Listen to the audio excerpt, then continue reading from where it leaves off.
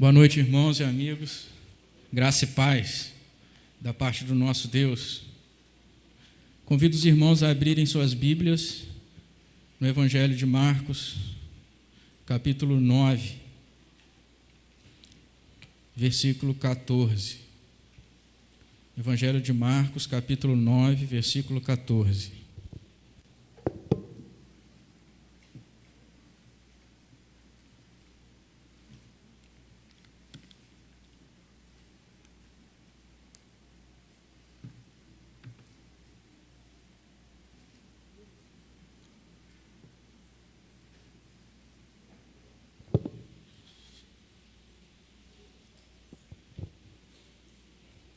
Nós vamos estar dando continuidade nessa noite à série de sermões em textos que relatam os milagres de Jesus.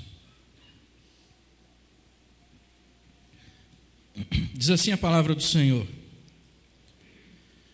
quando eles se aproximaram dos discípulos, viram numerosa multidão ao redor e que os escribas discutiam com eles. E logo toda a multidão, ao ver Jesus, tomada de surpresa, correu para ele e o saudava. Então ele interpelou os escribas: que é que discutíeis com eles? E um, dentre a multidão, respondeu: Mestre, trouxe-te o meu filho, possesso de um espírito mudo, e este, onde quer que o apanha, lança-o por terra, e ele espuma, rilha os dentes e vai definhando. Roguei a teus discípulos que o expelissem, e eles não puderam. Então Jesus lhes disse: ó geração incrédula, até quando estarei convosco? Até quando vos sofrerei? Trazei-mo. E trouxeram-lhe. Quando ele viu a Jesus, o espírito imediatamente o agitou com violência, e caindo ele por terra, revolvia-se, espumando. Perguntou Jesus ao pai do menino: há quanto tempo isso lhe sucede? Desde a infância, respondeu-lhe, e muitas vezes o tem lançado no fogo e na água para o matar. Mas se tu podes alguma coisa, tem compaixão de nós e ajuda-nos. Ao que lhe respondeu Jesus: se podes, tudo é possível ao que crê. E imediatamente o pai do menino exclamou com lágrimas: eu creio, ajuda-me na minha falta de fé. Vendo Jesus que a multidão concorria, repreendeu o espírito imundo, dizendo-lhe: espírito mudo e surdo, eu te ordeno, sai deste jovem e nunca mais tornes a ele. E ele, clamando e agitando-o muito, saiu, deixando-o como se estivesse morto, a ponto de muitos dizerem: morreu. Mas Jesus, tomando-o pela mão, o ergueu, e ele se levantou. Quando entrou em casa, os seus discípulos lhe perguntaram em particular: por que não pudemos nós expulsá-lo? Respondeu-lhes: esta casta não pode sair, senão por meio de oração e jejum. Meus irmãos, algum tempo depois da reforma protestante promovida por Lutero, na igreja da Alemanha, cerca de 150 anos depois, a fé luterana na Alemanha, final do século XVII, tinha se tornado uma fé muito fria, uma fé muito apegada à ortodoxia doutrinária, mas com pouca prática de vida cristã, pouco fervor espiritual. Havia muito conhecimento teológico na mente, mas pouco fogo, pouco fervor de coração. Neste contexto da Alemanha do final do século XVII, alguns homens se levantam promovendo, podemos dizer, uma reforma dentro da igreja luterana, promovendo dentro da igreja uma ênfase numa vida de devoção, numa vida com Deus, uma vida consagrada, uma vida de busca ao Senhor, uma vida que refletisse na prática diária aquilo em que a igreja cria. Esse movimento ficou conhecido como movimento pietista, e pietista aqui vem de pia, de piedade, um movimento que buscava piedade prática dos membros da igreja, e não somente uma religiosidade externa morta. Dentro desse movimento pietista, uma figura de destaque foi o conde Zinzendorf. Ele fora criado por pais pietistas, e com 6 semanas de vida ele foi consagrado à obra do Senhor. E Zinzendorf cresceu nesse contexto de intensa busca pelo Senhor, de intensa vida com Deus. Aos 4 anos de idade, diz a história, que ele escrevia poemas de amor a Jesus. Já quando mais jovem, Zinzendorf tinha uma fazenda, e um grupo de cerca de 300 cristãos morávios, fugidos do seu país por conta da perseguição, foi asilado ali na fazenda de Zinzendorf, e ali se deu início a uma igreja chamada Igreja Moraviana, uma igreja fruto de um movimento que buscava piedade. Aqueles homens buscavam a Deus intensamente, vida de oração, vida de palavra, e eles foram atingidos por um grande avivamento. No dia 13 de agosto de 1727, o Espírito Santo veio sobre aquela igreja de maneira tremenda, e aqueles homens que já eram fervorosos na fé se tornaram ainda mais. Diz a história que eles começaram uma reunião de oração, que se tornou a maior reunião de oração da história, que durou mais de 100 anos, onde os membros daquela igreja se revezavam 24 horas por dia, em intensa oração ao Senhor. Este fervor espiritual que a gente destaca aqui na Igreja dos Morávios, parece que foi o que faltou na vida daqueles discípulos de Jesus nesse texto que a gente leu. Tendo Jesus descido do Monte da Transfiguração, onde ele estava acompanhado por Pedro, Tiago e João, Jesus encontra uma multidão misturada com os restantes dos seus discípulos, provavelmente os outros 9 apóstolos e alguns outros discípulos, e diz o texto que também alguns escribas, mestres da lei, estavam ali. Jesus, então, quer saber o que está acontecendo e interpela aqueles homens sobre qual era o motivo do tumulto. Havia uma disputa ali. E um homem dentre a multidão toma a palavra e explica a Jesus tudo o que estava acontecendo. Ele havia trazido o seu único filho para ser curado por Jesus. Seu filho, desde criança, estava sendo dominado terrivelmente por um espírito imundo da parte de Satanás. A situação era muito crítica. Quem já presenciou uma possessão demoníaca crítica sabe como é uma cena terrível e horrorosa. Aquele demônio fechara a boca e os ouvidos daquele jovem. Ele era mudo, e Jesus diz no verso 25 que ele também era surdo. E aquele demônio levava aquele jovem a produzir uma espécie de ataque epilético crítico. Como diz o texto, ele espumava, tinha convulsões, rilhava os dentes e definhava. Uma cena terrível. E aquele pai leva aquele jovem até Jesus, mas Jesus não estava lá no momento em que ele chegara. Mas os seus discípulos, os discípulos de Jesus estavam. E ele pede aos discípulos de Jesus que expilam, que eles pudessem expelir aquele demônio. Mas o texto diz que aqueles discípulos não puderam fazê-lo. Diante da incapacidade daqueles discípulos, Jesus fica indignado. Uma ira santa de Jesus, e no verso 19 ele diz: Ó geração incrédula, até quando estarei convosco? Até quando vos sofrerei?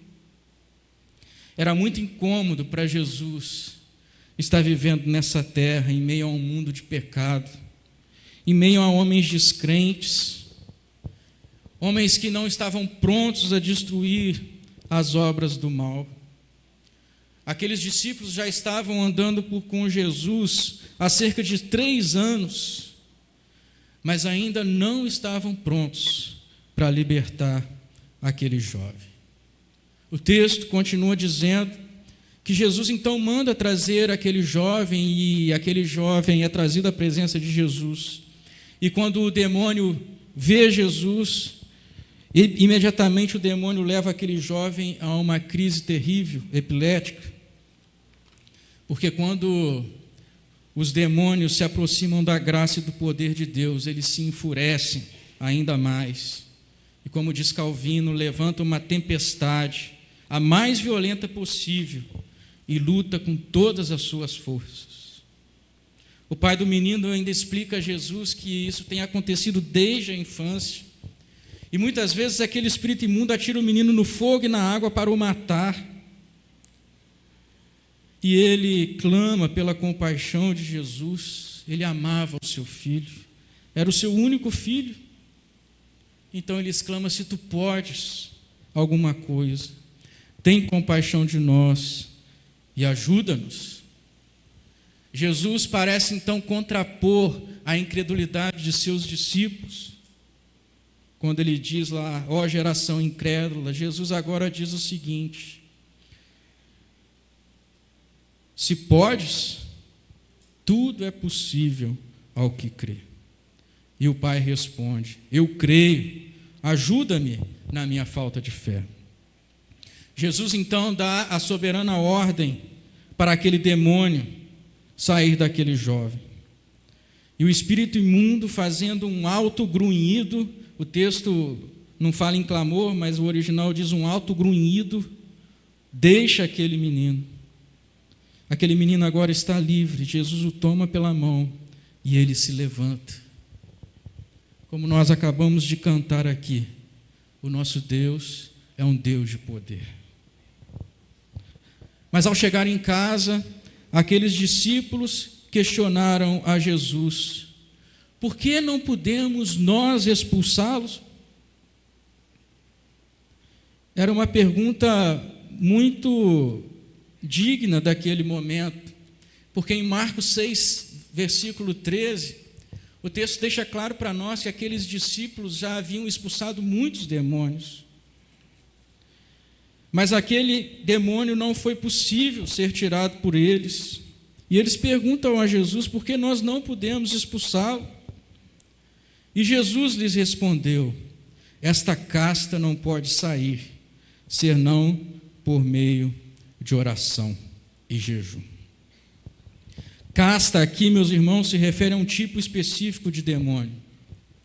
Existem gradações de poder entre os demônios. Como eu disse, aqueles discípulos já haviam expulsado muitos demônios, Marcos 6,13.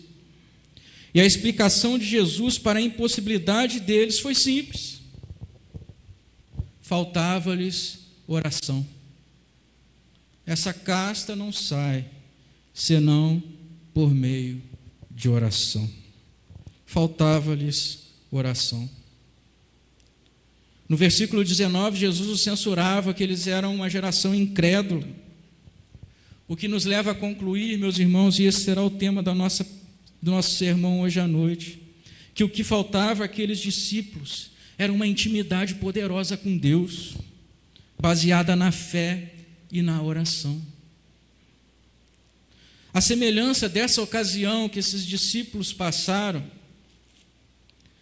também nós hoje vivemos em um mundo dominado pelo diabo, vivemos em um mundo endemoniado, onde crianças de 5 meses de vida são assassinadas no ventre de suas mães, por ordens da Suprema Corte do nosso país. Um mundo onde o uso de drogas que acabam com vidas é incentivado. E agora nós temos uma lei em nosso país também, por incrível que pareça, legislada pelo Supremo Tribunal Federal, dizendo que aquele que portar até 40 gramas de maconha não será mais incriminado. 40 gramas de maconha dá para fazer 40 cigarrinhos dessa droga. Droga que tem destruído vidas. O mundo onde em vários países crianças estão sendo mutiladas em cirurgias de transição de gênero. E poderíamos citar muitas outras coisas aqui, coisas do diabo, de Satanás. As pessoas estão dominadas por Satanás.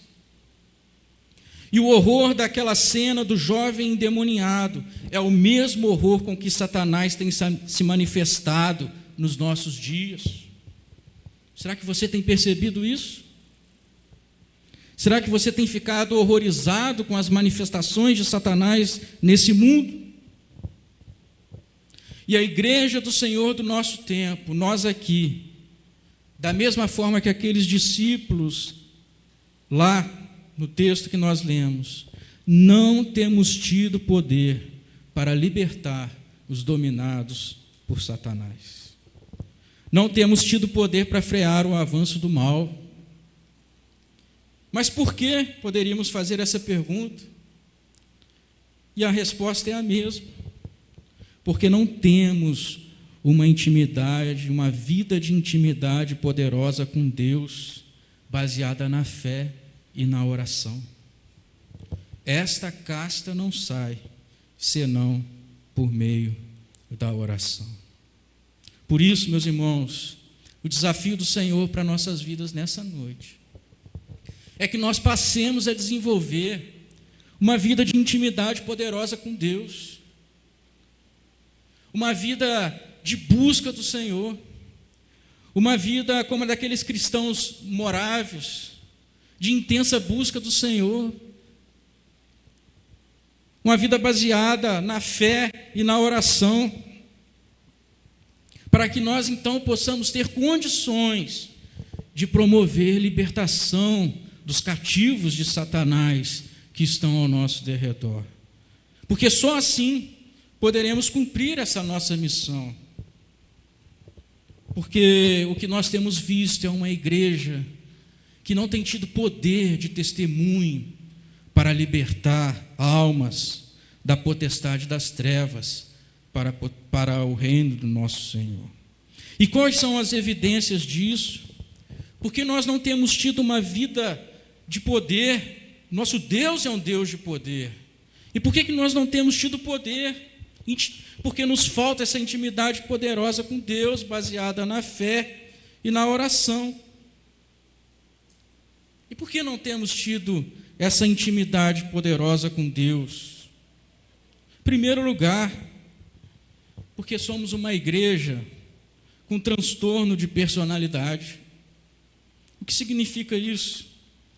A igreja dos nossos dias, e eu não estou falando da nossa igreja em particular, mas muitas vezes eu mesmo me incluo nisso. A igreja tem sofrido de uma espécie de transtorno de personalidade.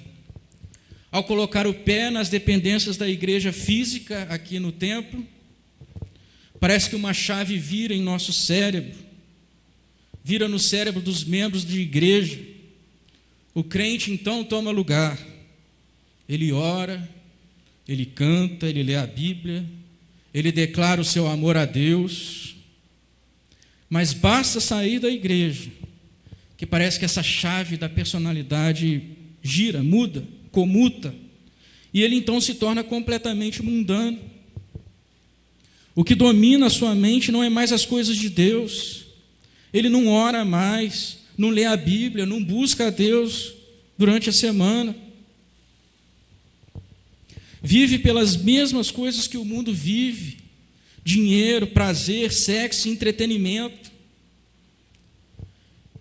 Muitas vezes vêm ao culto e pela misericórdia de Deus são abençoados, mas logo quando saem, desperdiçam tudo diante das telas da secularização.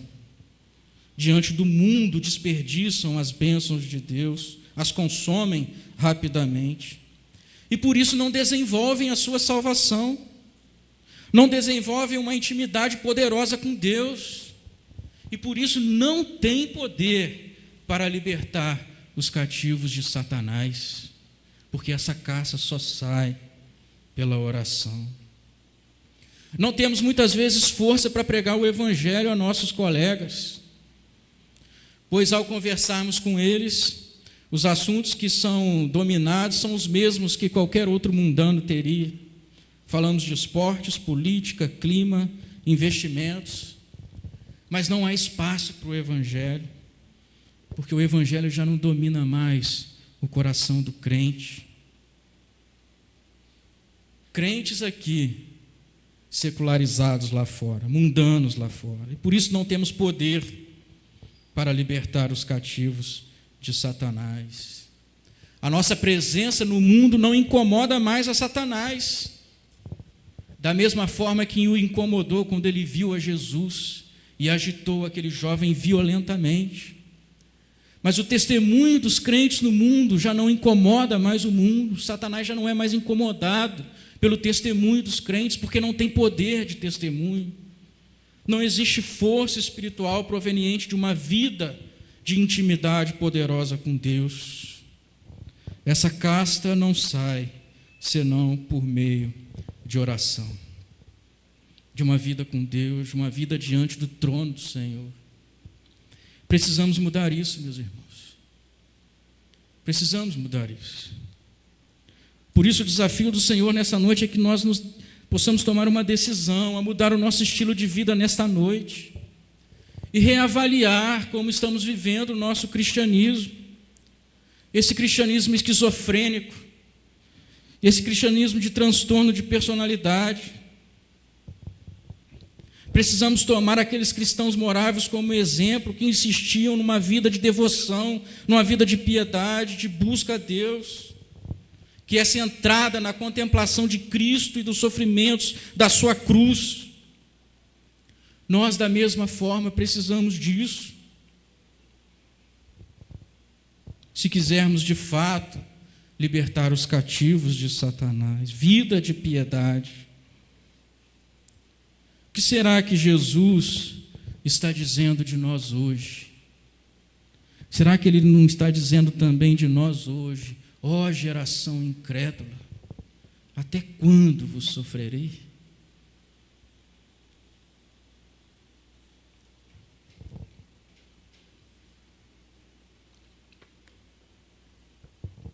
Uma segunda resposta, porque nós não somos uma igreja que tem uma intimidade poderosa com Deus, baseada na fé e na oração, é porque nós não fazemos bom uso dos meios de graça que Deus tem disponibilizado para nós. Assim como aqueles discípulos de Jesus, somos tardios para crer.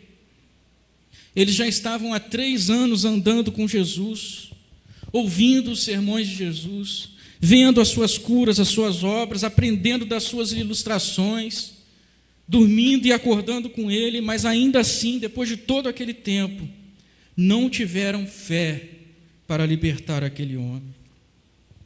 Eles deveriam estar bem mais avançados na fé. Mas isso aqui não é uma palavra de uma crítica humana, porque nós precisamos trazer isso para nós. Mas e quanto a nós, que domingo após domingo estamos ouvindo a palavra de Deus, domingo após domingo estamos recebendo os sacramentos do Senhor, tendo a liberdade para a qualquer momento abrir a Bíblia, e contamos com todos os recursos disponíveis para buscar intimidade com Deus, tudo disponível para nós, todos esses meios de graça, e ainda assim não temos tido poder para promover a libertação das pessoas, porque não temos aproveitado os meios de graça que Deus nos tem disponibilizado para termos uma poderosa intimidade com Ele. Nenhuma geração na história teve tanto acesso a materiais de disciplina espiritual como nós temos hoje. Basta abrir a internet, o celular. Temos a Bíblia de várias formas, em várias versões, livros devocionais à vontade, tudo a um passo das nossas mãos. Domingo após domingo, podemos vir à igreja, ouvir os sermões, temos estudo bíblico, temos reuniões de orações durante a semana. Deus, de fato, tem disponibilizado todos os meios para nos conferir a sua graça e fazer de nós homens e mulheres que têm intimidade com Deus. Mas nós estamos desprezando os meios de graça que Deus tem colocado diante de nós. E por isso, não temos uma intimidade poderosa com Deus, capaz de libertar os cativos de Satanás. Precisamos refletir acerca disso. Será que o ponto que estamos hoje é melhor do que o ponto que estávamos há 10 anos atrás? Será que estamos progredindo na fé, na intimidade com Deus, no exercício do poder do Senhor? Faça uma avaliação da sua vida. Você que já é um crente há bom tempo, você tem progredido na intimidade com Deus? Você tem progredido na pregação do Evangelho, da graça de Deus? O seu testemunho tem sido mais vigoroso a cada dia que passa? A verdade é que muitas vezes, quando fazemos essa reflexão, muitos que eu tenho conversado têm regredido na sua fé. Precisamos levar a sério as coisas de Deus e não desprezar mais tantos meios de graça que Deus tem disponibilizado para nós. Aproveite, meus irmãos, os meios de graça que Deus tem disponibilizado para você. Quantos não têm acesso àquilo que muitas vezes nós desprezamos? A igreja, a estar na igreja, a estar nas reuniões de oração, nos estudos bíblicos. Nós recebemos uma revista hoje da escola dominical nova, meio de graça para a gente se aproximar do Senhor, estudar, estar firme no Senhor, procurar intimidade, poder, porque o nosso Deus é um Deus de poder. O Evangelho é o poder de Deus para a libertação dos escravos de Satanás, dos quais outrora nós também fomos um dia, mas por esse poder fomos libertados. E por que não temos exercido esse poder na vida de outras pessoas? Porque estamos desprezando os meios de graça do Senhor, a oração, o jejum, os sacramentos.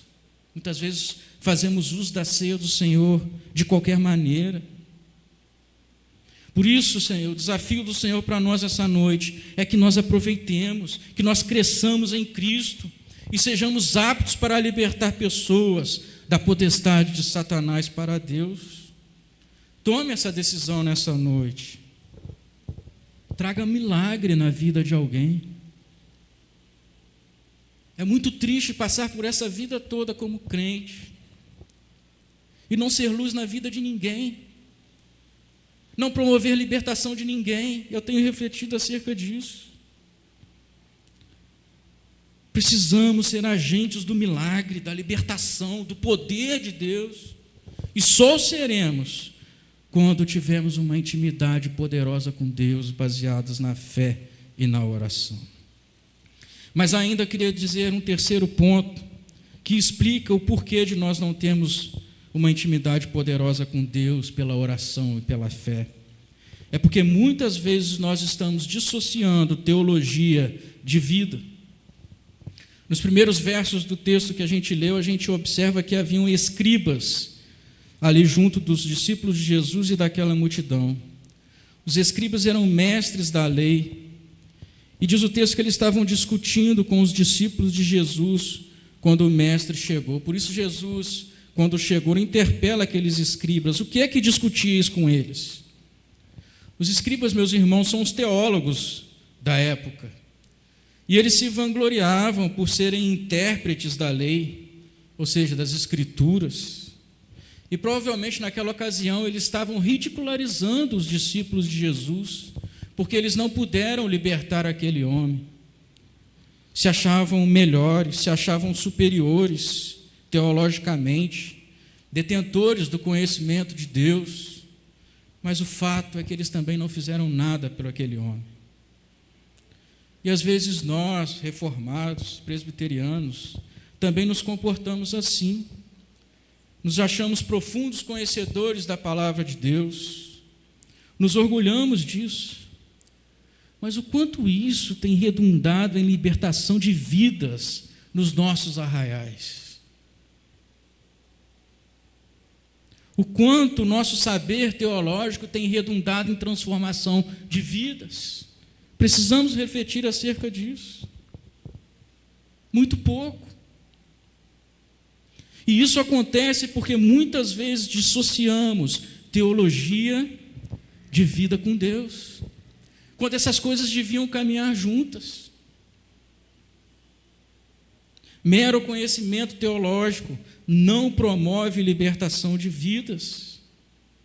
É preciso ter vida piedosa, vida de oração, vida de busca, de contemplação de Cristo. Sabe qual é o maior teólogo do mundo? Quem sabe?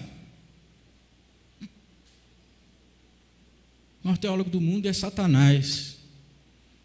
Ninguém conhece melhor acerca do ser de Deus do que Satanás. Mas só conhecer acerca do ser de Deus não adianta de nada. É preciso ter vida de piedade, de intimidade, de busca incessante, de constante arrependimento e fé. Saber doutrina, teologia é muito bom, é muito libertador. Mas se ela não fica só aqui e não chega no coração, não promove fervor, fogo aqui não é fogo de juízo, fogo de fervor espiritual, de amor a Deus, de amor abnegado, não adianta nada, não serve de nada. Por isso, meus irmãos, é preciso que nós nessa noite saiamos daqui decididos a promover uma mudança em nossas vidas, uma mudança de postura. A igreja dos moravianos viviam nessa dinâmica de vida íntima com Deus. O resultado foi que aquela pequena igreja de alguns refugiados, em seus primeiros 20 anos de existência, enviou mais missionários ao redor do mundo do que toda a igreja protestante reformada nos 200 primeiros anos de sua existência. Promoveu a libertação de vidas em várias regiões do mundo. Uma igrejinha. Foram eles que abriram o caminho para todas as missões modernas. Não começou lá na frente em 1800, não. Foi aqui. Por quê? Porque eles tinham uma intimidade poderosa com Deus, baseada na fé e na oração. E esta noite, Deus também nos conclama a vivermos assim. O que você fará? Decida-se a ser um crente íntegro, de uma só personalidade, na igreja e no mundo. Seja íntegro. Viva piedosamente em oração e estudo da palavra. Não permita que esse seja só mais um sermão que você vai ouvir, mas aproveite os meios de graça que Deus tem disponibilizado a você e busque intimidade com Deus. Que talvez esses meios de graça não fiquem disponíveis para nós para sempre. Nós não sabemos o dia de amanhã. Não dissocie teologia de vida. Que o estudo da palavra de Deus te faça se aproximar dele e não traga arrogância ao seu coração, que o faça se afastar ao invés de aproximar. Deus nos tem chamado, meus irmãos, a libertar vidas do império das trevas para o reino da luz do nosso Senhor. Essa é a nossa missão. Mas nós só poderemos concluir essa missão se tivermos uma vida de profunda intimidade com Deus, cheia de fé e de oração, porque essa casta não sai senão por meio da oração. Que Deus tenha misericórdia de nós. Vamos orar. Senhor nosso Deus e nosso Pai, louvado seja o Teu nome, engrandecido seja o Teu nome, porque o Senhor é Deus de poder. O Senhor é Deus Todo-Poderoso, que invadiu as trevas deste mundo para nos libertar do reino de Satanás para Ti. E agora, Senhor, ao subir aos céus, o Senhor confiou a nós, a Sua igreja, essa missão de continuar esse trabalho, de libertar vidas de Satanás para Ti. E reconhecemos que temos falhado em muitos aspectos, Deus, dessa missão. E por isso Te pedimos misericórdia. Tem misericórdia de nós, Senhor. Enquanto igreja do Senhor, inserida nesse mundo endemoniado, tem misericórdia de nós, Senhor. Ó Senhor, derrama sobre a Tua igreja o Teu Espírito, Senhor, e que o Teu Espírito possa nos levar a uma íntima comunhão com o Senhor. Tem misericórdia de nós, Senhor. Não nos deixe passar por essa vida sem participar dessa maravilhosa obra que o Senhor promove neste mundo. Que o Senhor não venha dizer de nós: ó geração incrédula, até quando vos sofrerei? Que o Senhor não diga isso de nós, Senhor. Mas em nome de Jesus, Senhor, muda o meu coração. Inclina o meu coração e o coração dos meus irmãos para Ti, Senhor. Para que possamos viver de maneira digna do Senhor neste mundo e possamos testemunhar com poder da pessoa do Senhor, para que vidas sejam libertas do pecado e do mal, para viver a gloriosa liberdade dos filhos de Deus. Tem misericórdia de nós, Senhor, é o que nós Te pedimos. Tu és Deus de poder, e o Senhor derramou o Teu poder sobre a Tua igreja. Que isso seja uma realidade nas nossas vidas, que possamos Te buscar mais, que possamos exercer mais a nossa prática devocional a Ti e aproveitar os meios de graça para que possamos ser cheios de Ti e aptos a toda boa obra. É o que nós Te pedimos e Te agradecemos em nome de Jesus. Amém.